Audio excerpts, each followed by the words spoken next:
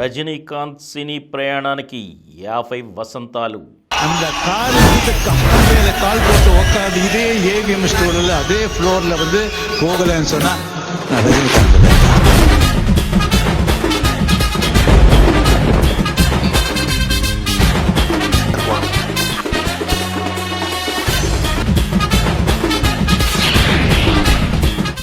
Style, punch ఇవి రజనీ కోసమే పుట్టాయేమో.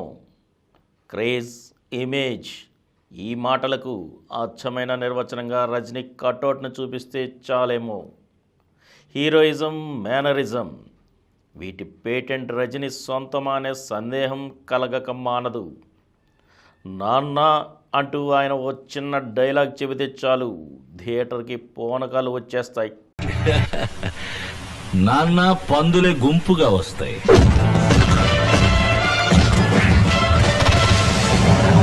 సింహం సింగిల్ గా వస్తుంది.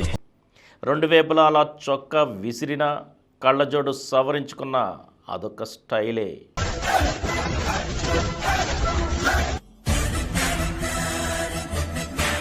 ఓ చిన్న సైగతో సన్నివేశాన్ని తన వైపు తిప్పుకుంటాడు.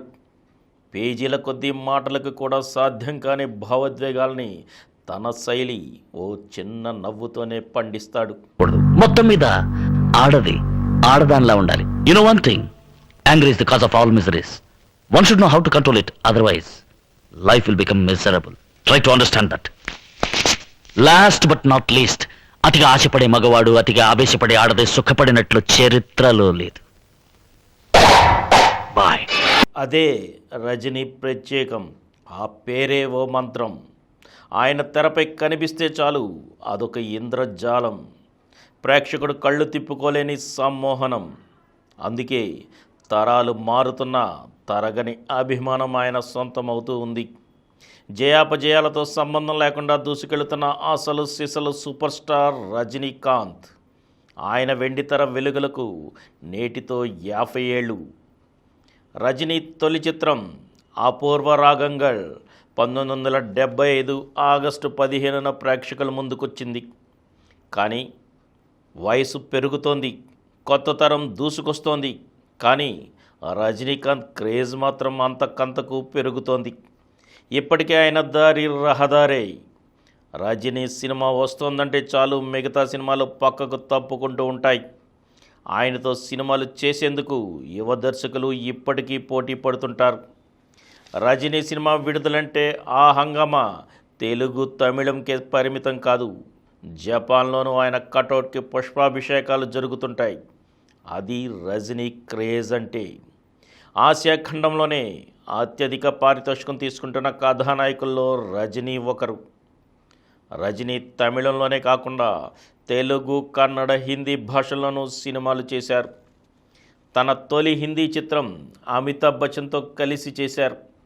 విలనిజం అంటే ఆయనకి ఎంతో ఇష్టం. తొలి నాళ్లలో విలన్గాను తెరపై ప్రభావం చూపించారు. దళపతి, భాష, ముత్తు, అరుణాచలం, నరసింహ, చంద్రముఖి, శివాజీ, రోబో, జైలర్ ఇలా ఎన్నెన్నో విజయాలు. ఆయన సినిమాలు తమిళంలో తెరకెక్కినా సరే తెలుగులోనూ అనువాదాలుగా ప్రేక్షకుల ముందుకొచ్చి సంచలన విజయాల్ని సొంతం చేసుకున్నాయి. గురువారం తన 171వ చిత్రం కూలీతో ప్రేక్షకుల ముందుకొచ్చారు రజనీకాంత్. ఆయనకు ప్రేక్షకుల్లో ఉన్న తిరుగులేని క్రేజ్కి మరోసారి అద్దం పట్టింది ఈ చిత్రం. ఆయన 6 అడుగుల ఆజానబాహుడేమీ కాదు. తెరపై 6 పలకల దేహంతోనూ కనిపించరు. కానీ ఆయన తెరపై కనిపిస్తే చూసేందుకు ప్రేక్షకులు ఎగబడుతుంటారు. కారణం ఆయన నటనలోని మ్యాజిక్, ఆయన స్టైల్లో ఉన్న ప్రత్యేకత. రజనీ అసలు పేరు శివాజీరావు గైక్వాడ్. 1950 డిసెంబర్ 12వ తేదీన కర్ణాటకలో జన్మించారు. పాఠశాల రోజుల్లోనే నాటకాలపై మక్కువ పెంచుకున్నారు.